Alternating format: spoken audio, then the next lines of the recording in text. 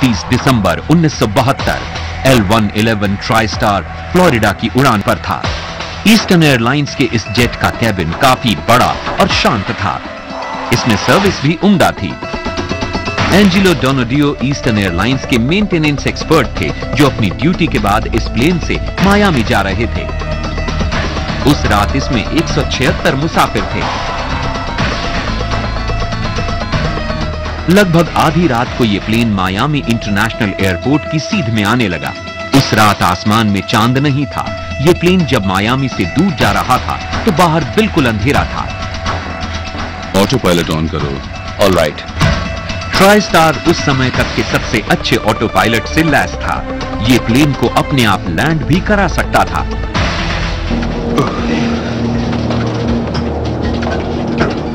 मुझे नीचे कुछ नहीं दिख रहा। क्या नजर नहीं आ रहा? क्या ये लाइंड अप नहीं है? मुझे दिखाई नहीं दिया। बाहर बिल्कुल अंधेरा है और मैंने लाइट डाली पर कुछ नहीं दिखा। व्हील बेल की लाइट्स ऑन है? क्या व्हील बेल लाइट्स ऑन है? कैप्टन लॉफ्ट लैंडिंग गियर्स पर रोशनी डालने वाली प्लेन की बाहरी लाइट्स को ऑन करना भूल गए थे। अब देखो। उन्होंने गौर किया कि ईस्टर्न एयरलाइंस की फ्लाइट 401 2000 फुट से 900 फुट की ऊंचाई पर आ गई थी, लेकिन वो ज्यादा चिंतित नहीं थे। एक साथ कई रेडार स्वीप्स में गलत रीडिंग मिलना असामान्य बात नहीं थी। रीडिंग्स देखकर लगता है कि कुछ प्रॉब्लम है। ओके, मुझे लगता है हमें वापस जाना चाहिए। Alright, come back in.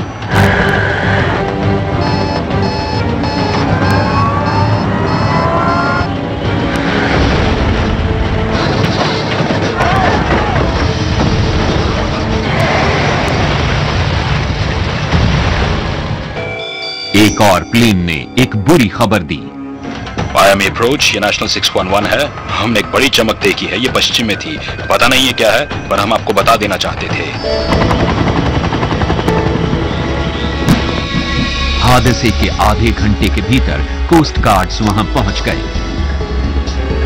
लेकिन वहां से लैंडिंग की सबसे नजदीकी जगह भी 100 मीटर दूर थी। इस हादसे में 99 लोग मारे गए। यह हादसा दुनिया भर में सुर्खियों में छा गया। यह किसी जंबो जेट का पहला हादसा था और अमेरिका के सिविल एविएशन के इतिहास में इसमें सबसे ज्यादा लोग मारे गए थे। एनटीएसबी के इन्वेस्टिगेटर्स ने कॉकपिट के कई उपकरणों की फाइनल सेटिंग्स को डॉक्यूमेंट किया। उन्होंने पाया कि ऑटो पायलट को 2000 फुट की ऊंचाई पर बनाए रखने के लिए सेट किया गया था। इन्वेस्टिगेटर्स को अब तक पता नहीं था कि फ्लाइट 401 ने नीचे आना क्यों शुरू किया था।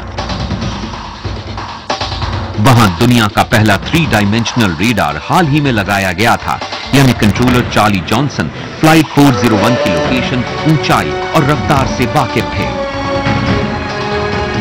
नेशनल 607। इन्वेस्टिगेटर्स ने जॉनसन की बातचीत की रिकॉर्डिंग पर गौर करके पाया कि हादसे की रात को उन्हें एक दूसरे प्लेन पर सारा ध्यान देना पड़ रहा था। एनटीएसबी एक अफसोसनाक नतीजे पर पहुंची। यह हादसा पायलट की चूक की वजह से हुआ था।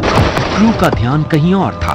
उन्होंने प्लेन के सोफिस्टिकेटेड ऑटोमेशन का ठीक से इस्तेमाल नहीं किया था और उन्हें सही ट्रेनिंग भी नहीं दी गई थी। इन्वेस्टिगेटर्स को एक और दुखद जानकारी मिली। Nose gear indicator light assembly की जांच करने पर उन्होंने देखा कि भीतर एक लाइट बल्ब खराब हो गया था।